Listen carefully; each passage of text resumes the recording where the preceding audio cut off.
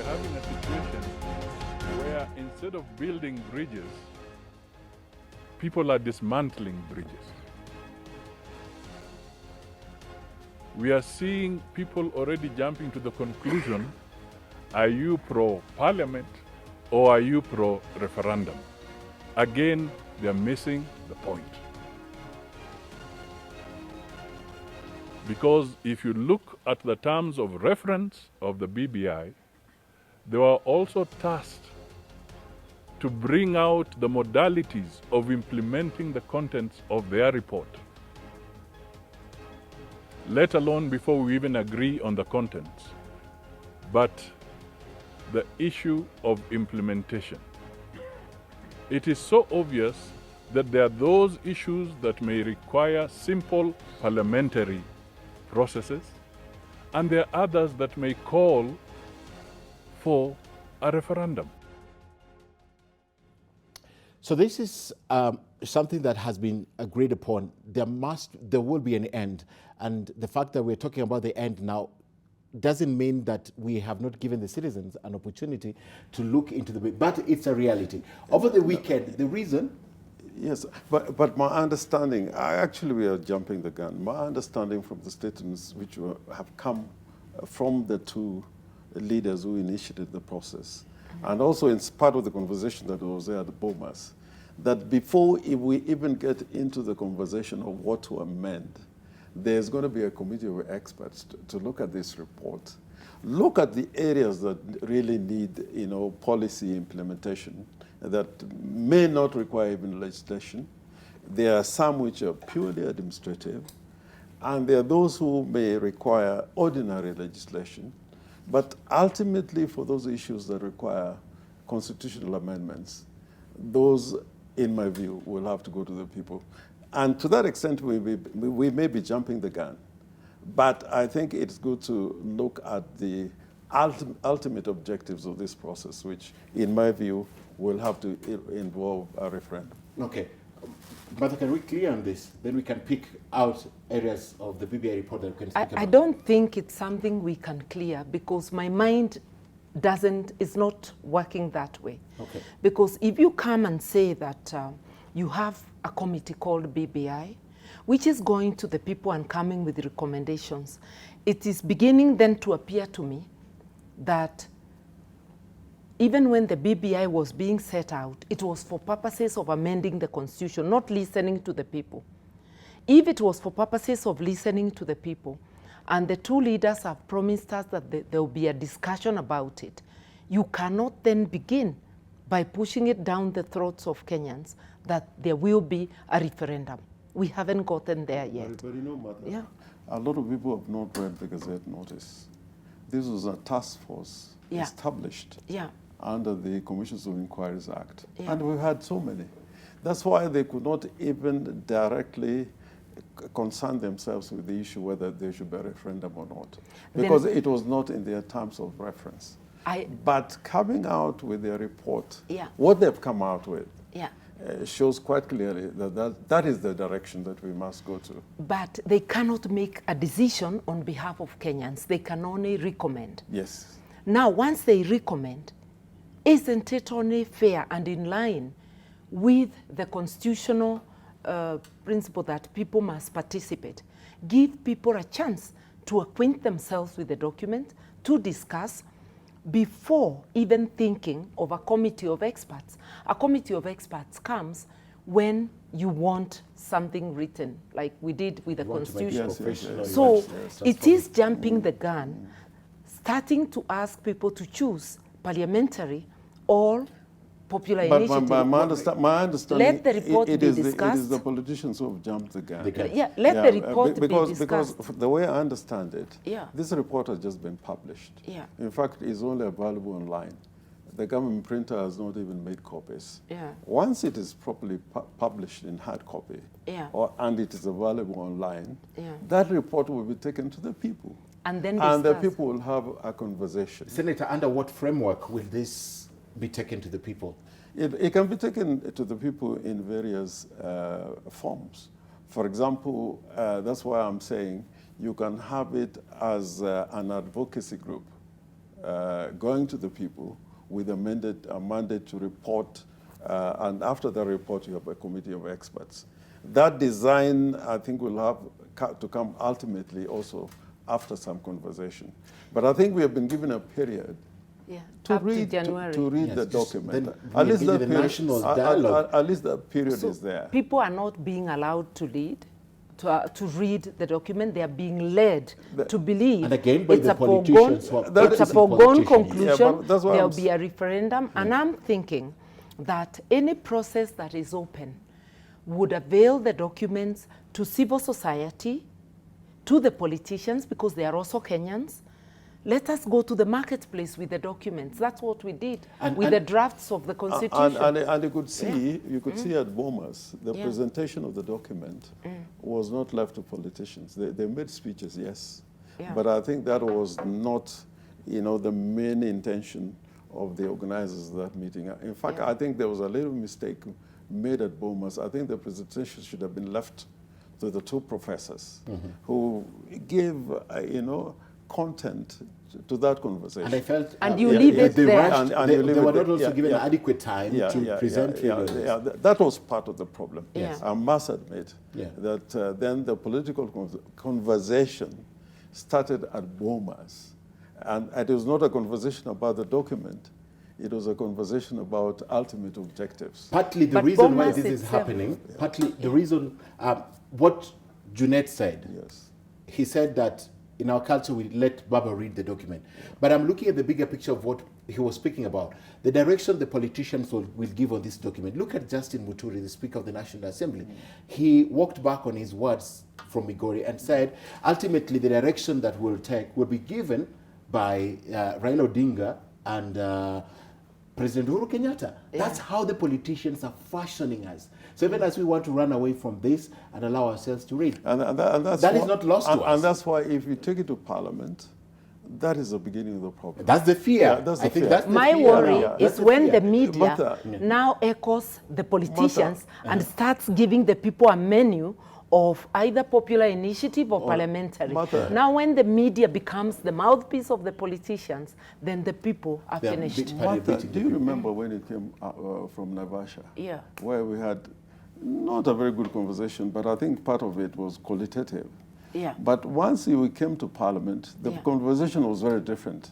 And everybody came with an amendment, and ultimately every amendment failed. Actually, even the good ones that we discussed. Those ones who had amendments, the 2010. The 2010. But the one that was passed. Yeah, we are in Naivasha. We met as a committee. It was a bipartisan process. Yeah. And I think there was a large sense of agreement when we left Naivasha. There was a slate of amendments which was agreed. But then when we went to Parliament, people came from all sorts with many more amendments than the articles in the Constitution. Yeah, actually there were more than the articles we in the conspired to defeat all of them. All of it. And we did. Yeah. This was people, external people, just observers? No. Or Parliamentarian. Parliamentarian. Yeah. Okay. And I think a lot of conversation about constitution making, if it is taken to Parliament or some convention which is controlled by politicians, you are likely, you're done. I think that is the fear. Be it in Congo, be it in the United States of America. Let me say this. If push came to shove, yes, the people, anything fundamental, even the Constitution says the people must be involved.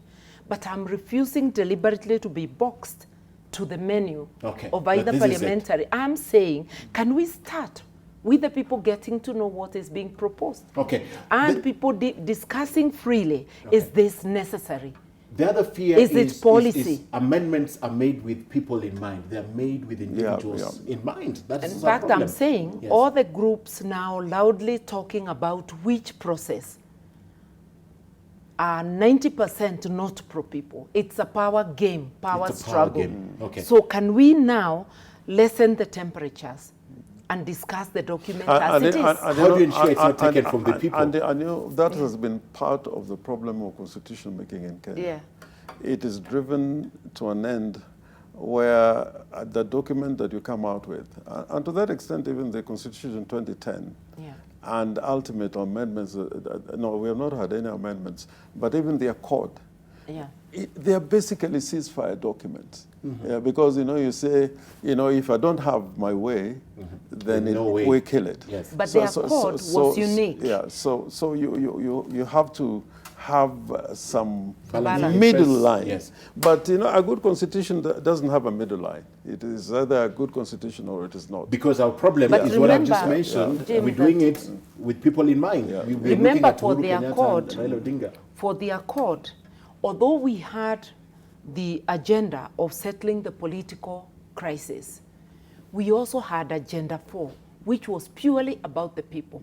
Agenda 4 has never been fully implemented. Ahead of the 2010 Constitution, we should have been able to tackle corruption. We should have been able to have a serious foundation on youth unemployment. We should have had a raft of things. Some of those things were picked up by the Constitution. Others are remaining to be implemented. Let's have this conversation. Let us remember all the things we have committed and not done, and see where we can place them. You mentioned Agenda 4 in this conversation about 4 times. Yes. But I'm wondering, was that the period you were also the Justice and Constitutional Affairs Minister? Yeah, and I left after 1 year, if you care After to 1 remember. yes, yes. And during that 1 year, I was Justice Minister. James will confirm to you that we passed a lot of bills which set up the institutions that we were mandated to set up by the National Accord. Okay. The National Cohesion and Integration Commission. It's still running We now? set up the Kriegler Commission. Yes. We set up the Waki Commission. We amended the Constitution to give way to the National Accord. Okay. We sent home the IEBC. We brought in an interim IEBC. It was a near pact with action. Okay. I worked Within 1 very year. hard, and we worked Yeah, with yeah, James and the others, because the negotiating committee continued to I used to have a teacher these in deals. school Yeah. who used to preach about an English saying that manners maketh man. Yeah. And bad manners is a characteristic of Kenyans. Yes. And I'm saying this because, sometimes even one line in a document is good enough. Yeah. More than even 1,000 lines.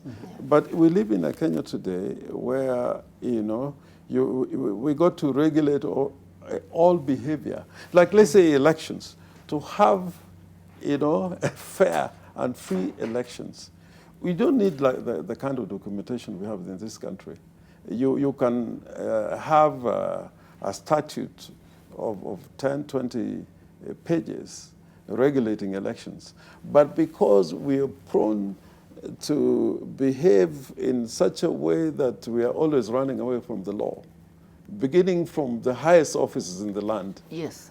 we tend to have these crises, every 5 years, every 10 years. But believe me, if Kenya was a country of angels, then we've had sufficient laws. Then that's the conversation we need, Yeah. because I believe until the major players, the major stakeholders in elections, and that means if we were to go backwards, it will be the big political parties. Until people sit across the table and agree that now we all must do ABCD. Okay. Because the law is violated deliberately by people across the divide. The government of the day having the machinery always does more violations than everybody else. Yes. And that's why they are able to do the overall. Okay. But believe you me, In fact, Martha, every side that does point its own that point bit. is so fundamental. Yeah.